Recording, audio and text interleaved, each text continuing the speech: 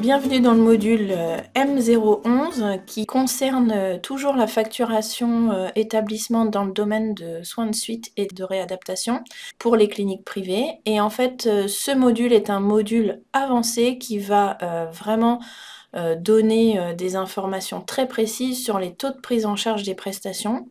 Donc, en termes de prérequis, il est impératif d'avoir au minimum vu le module M010 qui lui détaille les prestations, les compléments, les exonérations. Ce module est destiné à identifier les cas particuliers de la facturation en clinique privée SSR et d'acquérir les concepts de la tarification dans ce contexte et de souligner les points importants et majeurs. Ce module dure une trentaine de minutes et est basé sur un extrait d'une présentation qui a été réalisée auprès des éditeurs de facturation en mai 2022. Bonjour à tous. Alors, donc, on va continuer sur cette dernière partie par la valorisation des montants et leur transmission en V2.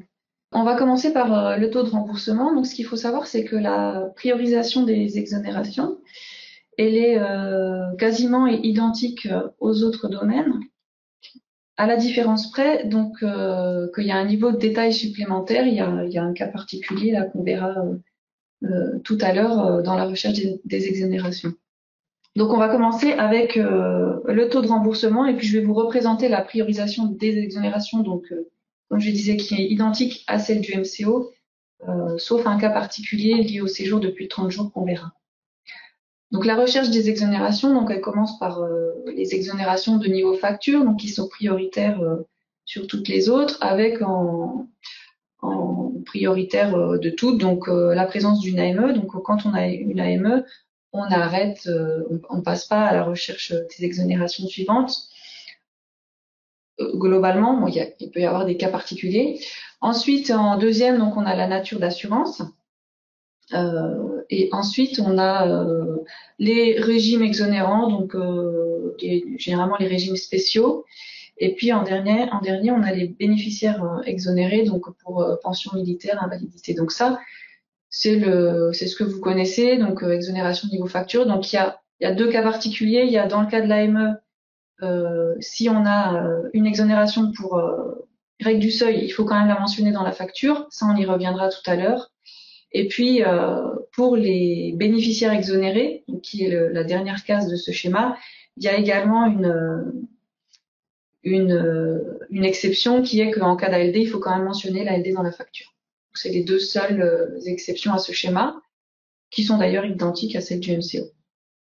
Une fois qu'on a identifié les exonérations de niveau facture, donc si on n'en a pas trouvé, on passe au niveau prestation. Donc c'est la même chose que ce que vous connaissez sur les domaines MCO. Donc il y a d'abord les prestations qui peuvent être exonérées par nature, donc c'est là où on va retrouver la licensus qui est prise à 100% ou les actes TCAM de champ 25 égale 3.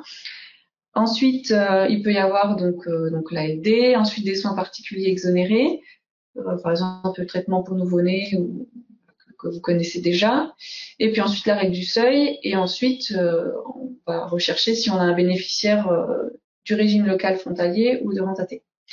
Donc sachant que les bénéficiaires du régime local frontalier, ils sont pris à 100%, et c'est des séjours qui sont tarifés sur la base du tarif national journalier de prestation, le TNJP. Une fois qu'on en est là, dans la suite du processus, là, on va avoir justement deux situations, ce qui nous diffère du champ MCO. Donc, il y a deux situations. La première situation, c'est des séjours successifs. Donc, si la durée de séjour elle dépasse 30 jours et que le bénéficiaire il arrive en étant transféré, c'est ce qu'on a appelé séjour successif. Dans ce cas-là, il y a une règle de gestion donc qui indique que le taux du séjour il va être unique. Donc ça veut dire que le taux du GMT et le taux des suppléments ils vont être égaux. Généralement c'est à 100%. Le taux des honoraires en Suisse il suit le taux du GMT, donc tout va être pris à 100%. Si on n'est pas dans ce cas-là, éventuellement on va rechercher la présence du NASPA ou du régime Alsace-Moselle. Donc dans le cas d'une ASPAS, ça ne change rien. En fait, le taux du séjour, il est toujours à 80%, mais on descend quand même par cette règle-là pour l'indiquer dans la facture. C'est un indicateur qui doit quand même être positionné dans la facture. Et pour l'Alsace-Moselle, donc là, on va être en 80% GMT et 20% tickets modérateurs pris en charge, véhiculés en para-MO. On le verra tout à l'heure dans les remplissages de B2. Et on va être à 100% pour les honoraires en sus, le régime Alsace-Moselle. Et donc, si on n'est pas dans tous ces cas-là d'exonération, bah évidemment, là, c'est le taux de base qui va s'appliquer. Donc, c'est un taux de base d'hospitalisation classique qui est de 80%, sauf pour les régimes local frontaliers au AME, mais eux, ils ont déjà été identifiés plus tôt. Donc, on n'arrive pas dans ce niveau de détail pour ces bénéficiaires-là. Ils sont stoppés avant. Donc, ça, c'est ce qu'on va appeler un cas nominal. C'est le cas qui est assez simple, c'est-à-dire que, voilà, finalement, peu importe où on se trouve dans le niveau d'exonération, et même si on arrive tout en bas, là, 869, j'aurais pu l'encadrer, et ben, on sait que le taux du GMT va être égal au taux des suppléments, et généralement aussi égal au taux des honoraires en sus. On a un taux unique. Et il y a une situation donc particulière qu'on va appeler séjour unique de plus de 30 jours. Donc là, on n'est pas dans le cas de séjour successif. Le séjour, il dépasse 30 jours, mais le bénéficiaire, il arrive de son domicile. On n'est pas en mode d'entrée, ni mutation, ni transfert. Et donc, dans ce cas particulier-là de séjour unique de plus de 30 jours, là, il va exister des situations où le taux du GMT et le taux du ou des suppléments ne seront pas homogènes. Donc ça, c'est les cas qu'on va détailler après. Donc ça, c'est vraiment une situation qu'on a identifiée, qu'on a sortie, qu'on a mis à part dans les CFG. Parce que ça donne lieu à voilà, des taux qui peuvent différer, donc c'est pas un comportement nominal, c'est pas un comportement standard. Donc il y a des règles de gestion voilà, qui sont associées à ce cas-là, la 732, la 735, où on détaille le taux du GMT, des suppléments, ou alors le taux des séjours qui sont tarifés sur la base du TNJP. Donc globalement, pour le taux du GMT, il y a plusieurs possibilités, ça on le verra. Mais pour le taux des séjours qui sont tarifés sur la base du TNJP, on va être à 80% avant 30 jours et à 100% après 30 jours. Donc là, ça ressemble un peu à ce qui était fait pour le champ du MCM. Et puis, si aucune exonération n'est trouvée, évidemment, ou peu importe en fait, qu'une exonération ou qu'aucune n'ait été trouvée, le taux des honoraires en Suisse, il est déterminé donc tout à la fin. Il suit, donc comme je vous le disais tout à l'heure, il suit le taux du GMT, donc, sauf l'Alsace-Moselle pour lesquels il va être à 100%, alors que le GMT est à 80%. Et puis, il suit aussi le taux du TJM à date d'exécution légale, donc c'est-à-dire pour les séjours uniques de plus de 30 jours, pour les 30 premiers jours, les honoraires en sus, elles vont être prises à 80%, et au-delà de 30 jours, elles vont être prises à 100%. Voilà ce qu'on peut dire sur cette partie. Donc, il faut bien retenir qu'il y a vraiment deux situations. Il y a celle-ci là qui s'appelle situation séjour unique supérieur à 30 jours. Là, il faut bien regarder, il faut faire attention. Et puis, il y a le cas nominal où là, le taux de remboursement, il est homogène dans la facture. Donc, si on reste là sur ce cas nominal, on peut avoir, si on fait le lien avec les GMT que vous avez présenté Elsa tout à l'heure, donc on a nos 4 zones, on a 4 cas de facturation. Sur ces 4 cas, il n'y en a que 3 qui peuvent donner lieu à d'éventuels suppléments, donc toutes les zones sauf la zone forfaitaire. Donc voilà, ça c'est les cas qui donnent lieu à des suppléments. Et donc, peu importe où on se trouve, on sait que le taux des suppléments et le taux du GMT, c'est le même. Ça, c'est le cas nominal. Je vous ai remis les petits tableaux donc, qui résument là ce qu'on est en train de se dire.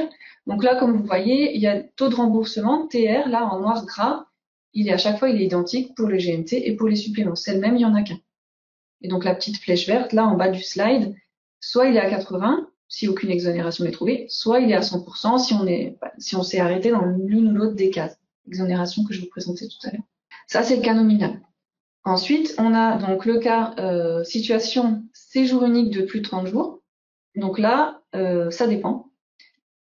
Donc toujours la même chose. Si on relie ce cas-là aux zones de GMT que vous a présenté Elsa tout à l'heure, on a 7 situations en fonction du nombre de jours de présence associés au séjour. et aussi en fonction des petits losanges violets là, qui sont à la position du 30e jour par rapport aux zones forfaitaires du GMT. Donc sur cette situation, il y en a 6 qui potentiellement peuvent donner lieu à la facturation d'un ou plusieurs suppléments. Donc c'est toujours pareil, c'est toutes les zones sauf la zone forfaitaire. Et donc ces 6 situations-là, on va les détailler juste après. Je vais vous expliquer donc globalement le principe. Le taux du GMT, il va être soit 80, soit 100%. Ça dépend dans quelle zone on se trouve, bas, haut, extrême haut. Et ensuite, pour les suppléments, globalement, ce qu'il faut retenir, c'est que avant 30 jours, tous les suppléments, ils sont pris à 80%, et après 30 jours, les suppléments sont pris à 100. Toutefois, en fonction des zones, soit le taux du GMT il est à 80, soit il est à 100. Donc si on prend les deux premiers cas, là, le cas 1 et le cas 2, donc si on regarde ces deux cas-là, donc là, peu importe en fait la position du 30e jour, n'a pas d'incidence. Dans le cas 1, le GMT il est à 80%, avec la règle sur les suppléments, 80% avant 30 jours, 100% après 30 jours.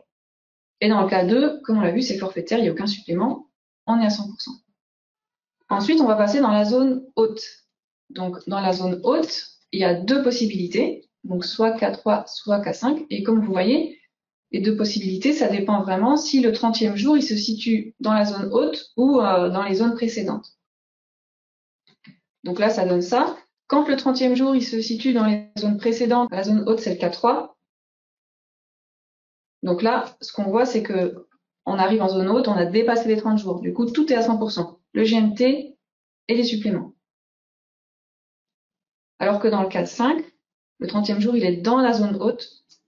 Du coup, le GMT, il est à 80% et les suppléments, ils sont à 80% avant le 30e jour et 100% après le 30e jour.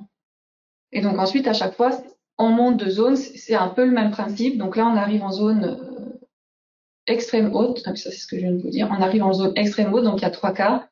Soit le 30e jour, il se situe avant la zone forfaitaire, soit il va se situer dans la zone haute, soit il va se situer dans la zone extrême haute. Donc à chaque fois, dans chaque zone, on va avoir les suppléments qui correspondent, avec toujours la même stratégie. Les suppléments, ils sont à 80% avant le 30e jour et à 100% après.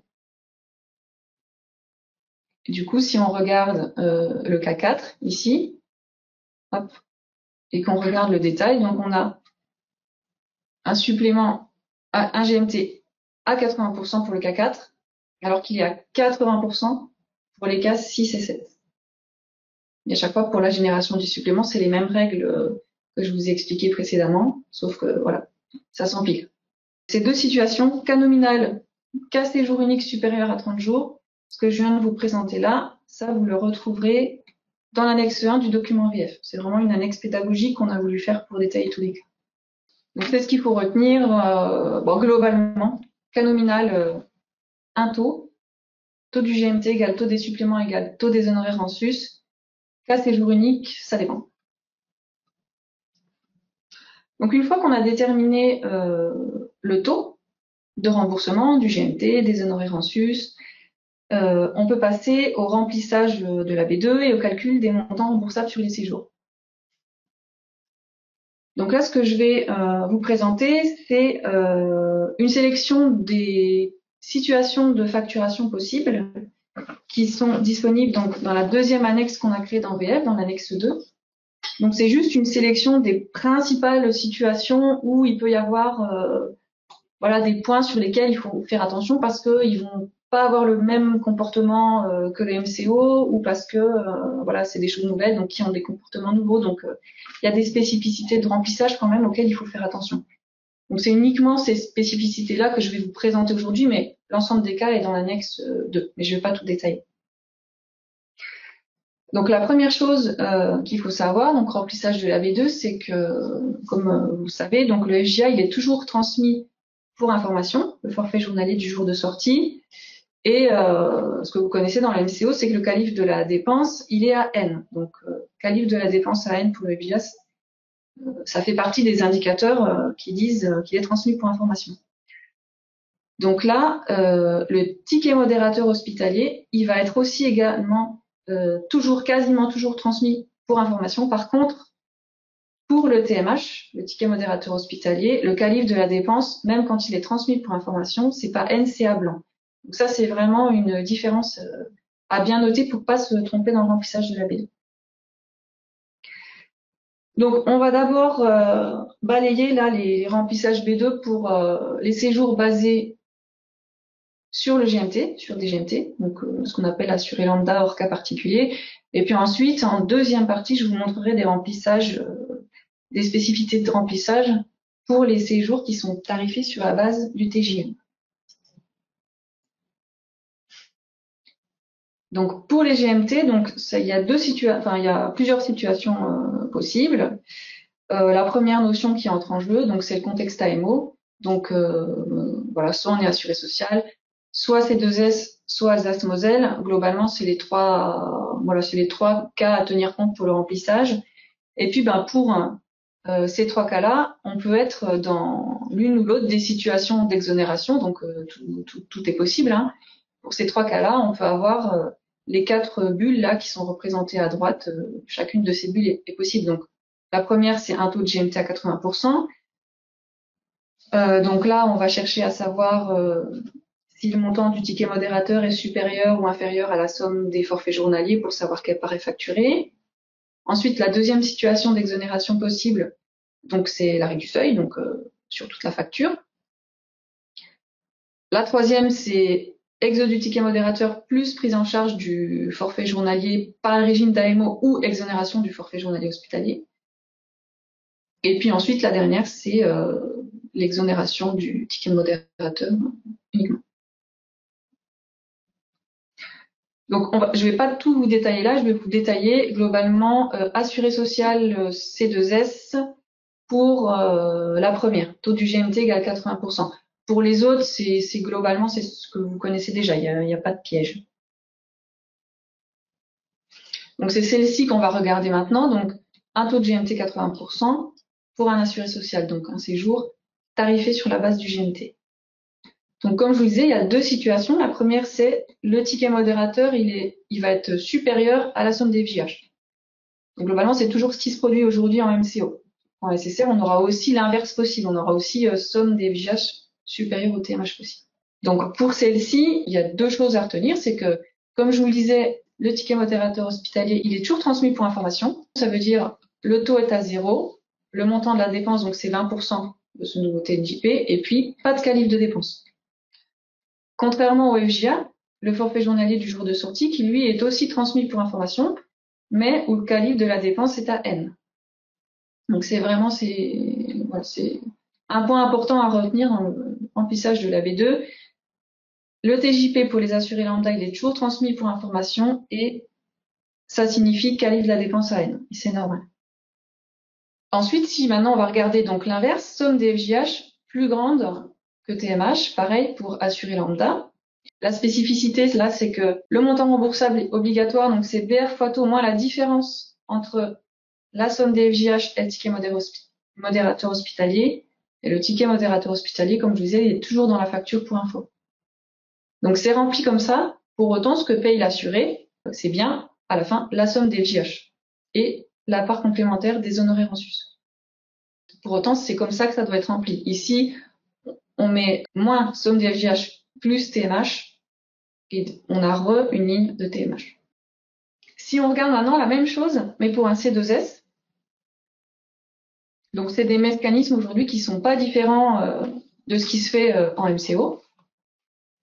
Le premier cas, donc si on se place dans la posture, le ticket modérateur hospitalier est supérieur à la somme des FJH, donc ce qu'il faut voir ici, c'est que voilà, tous les montants remboursables complémentaires sont renseignés. Cette fois-ci, avec un calife de la dépense à N pour le TJP et pour le FJA, mais pas pour les honoraires en sus. Donc ça, c'est les spécificités C2S. Et ensuite, si on se place dans l'autre situation, la situation pour laquelle somme des FJH est supérieure au TMH, donc là, c'est le même principe que tout à l'heure. Tout ce qui était défalqué de la part AMO sur la ligne GMT se retrouve en montant remboursable complémentaire avec une prise en charge du forfait journalier à A. Et donc ici, on a la même chose. Hein. Tout est renseigné dans part complémentaire avec calife de la dépense à N uniquement sur ces deux lignes-là, pas sur les honoraires en sus ni sur le GMT. Donc ça, c'est pour la C2S. Pour l'Alsace-Moselle, j'ai mis aussi le cas Alsace-Moselle. Alors pour l'Alsace-Moselle, donc comme je vous le disais tout à l'heure, c'est 80% GMT. Tout est transmis en part obligatoire avec un code prise en charge forfait journalier à N. Et là, les codes pour l'Alsace-Moselle, donc les tickets modérateurs hospitaliers, c'est TJL. Il est pris en charge à 20%, il est véhiculé en part obligatoire. Et le code pour le forfait du jour de sortie, c'est FRL. Et donc les honoraires en sus sont pris en charge à 100%. L'Alsace-Moselle, c'est un des seuls cas où le taux des honoraires en sus ne suit pas entre guillemets, le taux du GMT, quoi. Voilà ce qu'il y a à savoir à peu près là pour le remplissage de la B2 pour les séjours tarifés sur la base du GMT. Comme je vous disais, pour tous les autres cas, je ne vais pas détailler là aujourd'hui pour voilà l'exoseuil sur toute la facture, les exos de forfait journalier. Il n'y a pas vraiment de piège par rapport à ce que vous connaissez déjà en MCO. Si vous avez compris le principe là de remplissage C2S, Alsace-Moselle sur le premier cas là que je vous ai détaillé, il n'y a pas d'autres spécificités à ce jour pour ces trois types d'exos. Maintenant, on va terminer donc par les séjours qui sont tarifés sur la base du TNJP. Donc pour ces séjours-là, donc ça concerne les trois types de bénéficiaires dont vous a parlé Elsa tout à l'heure. Donc on va regarder dans l'ordre les bénéficiaires du régime local frontalier qui eux sont pris en charge à 100%, les AME qui sont aussi à 100%, mais en part MC, et les migrants. Donc pour les bénéficiaires du régime local frontalier, le CODAC, donc ce sera TJM, voilà, avec un code de prise en charge forfait journalier à R et le forfait journalier du jour de sortie, c'est FJR. Donc là, il y a rien d'autre à transmettre dans la facture. Tout est pris en charge à 100% et transmis en part obligatoire. Pour les AME maintenant, c'est le même principe, sauf que le code acte c'est PJ, le forfait journalier du jour de sortie c'est FJA, et là on remplit de la manière suivante, une BR à 0, un taux à 0, tout est transmis en montant remboursable complémentaire, avec un calife de la dépense à N partout. La seule exception à la recherche des exonérations, comme je vous disais tout à l'heure, c'est que pour les bénéficiaires de l'AME, il faut quand même exécuter la règle du seuil. Et en cas de dépassement pour la règle du seuil, il faut mettre l'exaucé au niveau de la facture, mais sachant que le TMF 24 €, il s'applique pas, et que la donnée, donc participation assurée, de ce fait, elle est toujours valorisée à blanc. Néanmoins, il faut quand même porter l'exaucé au niveau de la facture. Le dernier cas qui nous reste, c'est les migrants. Donc les migrants, ils sont pas à 100%, donc ça ressemble un petit peu à ce qu'on a vu avant pour les GMT, puisque comme ils sont pas à 100%, voilà, on peut être dans l'un ou l'autre de ces cas-là, qui sont globalement les mêmes cas que tout à l'heure pour les séjours GMT, sauf que pour les migrants, il y a cette situation-là de séjour unique qui se rajoute au début, puisque eux, comme ils sont facturés à la journée, entre guillemets, c'est simple, avant 30 jours, c'est 80%, et après 30 jours, c'est 100%. Donc, je vais commencer par vous présenter la deuxième bulle, là, qui est plus facile pour vous présenter les principes. Et ensuite, on ira sur la situation séjour unique supérieur à 30 jours, mais on va commencer par la deuxième. Et je ne vous détaillerai que ces deux premières. Les trois dernières, n'ayant pas de spécificité particulière. Donc, dans la deuxième bulle, on est sur un taux à 80%. Donc là, on a les deux mêmes situations que tout à l'heure pour les GMT. Soit le TMH, il va être supérieur, soit il va être inférieur à la somme des FJH. Donc, si on prend le premier cas, séjour unique supérieur à 30 jours. Donc, comme je vous le disais, donc, le taux du TJM, globalement, il va être à 80% avant 30 jours et à 100% après 30 jours. Donc, c'est les deux premières lignes qu'on voit ici. Sauf que, finalement, avant 30 jours, quand le taux il est à 80%, là, il faut faire la mécanique de savoir comment on calcule le ticket modérateur sur ces 30 premiers jours-là. Donc, il faut refaire sur ces 30 premiers jours-là les deux cas qu'on expliquait tout à l'heure. Soit mon tantième il est supérieur montant FJH, soit l'inverse. Donc là, on est dans le cas où mon tantième il est supérieur à FJH pour les 30 premiers jours. Donc, ce qui signifie que pour les 30 premiers jours, on a un taux de 80%, un montant remboursable qui est BR fois taux, et le bénéf, sur ces 30 premiers jours, il va payer 20% du TJM. Là, c'est ce qui est écrit, c'est la première puce de la flèche verte en dessous du tableau. Pour les journées de présence qui sont supérieures à 30 jours, et ben là, le bénéf, il va payer la somme des FJH pour les journées de présence qui dépassent. Pour terminer, là, ce qu'on voit, c'est que pour les honoraires en sus, avant 30 jours, elles sont bien à 80%, et après 30 jours, elles sont à 100%. Donc, le taux des honoraires en sus, il suit à date d'exécution légale le taux du TJM. Maintenant, si on se met dans la situation, l'autre situation, donc c'est-à-dire qu'avant 30 jours, pareil, on fait la comparaison ticket modérateur, somme des FJH. Et donc là, dans ce cas-là, si la somme des FJH elle est supérieure au montant du ticket modérateur pour les 30 premiers jours, eh ben, le bénéficiaire, il va payer la somme des FJH pour les 30 premiers jours et pour les jours qui dépassent du 30e. Donc finalement, il va payer la somme des FJH pour tous les jours de présence du séjour.